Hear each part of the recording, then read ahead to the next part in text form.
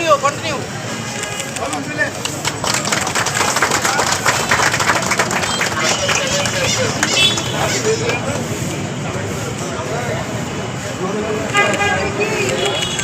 থাকার জন্য আসলে এটা আমার প্রথমবার ময়মনসিংহে আসা।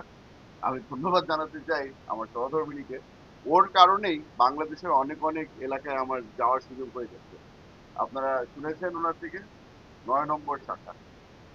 ৯ নম্বর শাখা কত তাড়াতাড়ি হয়ে গেল আমরা মানে চোখের পলকের মধ্যেই বুঝতে পারলাম না। তবে গত ৮টি শাখা ছিল, সেই এক্সপিরিয়েন্সের থেকে আপনাদেরকে বলতে পারি আমাদের মাননীয় সদস্য সংসদ সদস্য এখানে পাশে আছেন, উনি যে কথাটা বললো যে মানুষের সাধারণ মানুষের প্রাইস পয়েন্টের ভিতরে যেন এই সার্ভিসটা আমরা পাই, সেটা এখন পর্যন্ত আমরা ওটা মেনটেন করতে পেরেছি। ওনারা মেনটেন করতে পেরেছে, আমি না।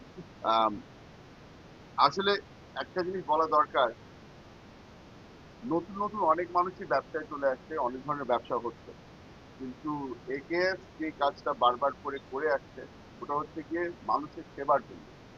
তো সেই কারণেই আমি তাদেরকে ধন্যবাদ জানাতে চাই, আর আপনাদের সকলকে ধন্যবাদ জানাতে চাই আমাদের পাশে থাকার জন্য, এই সহযোগিতা করার জন্য, এই মিডিয়া কভারেজ আমাদেরকে দেওয়ার জন্য। ধন্যবাদ। আসসালামু আলাইকুম।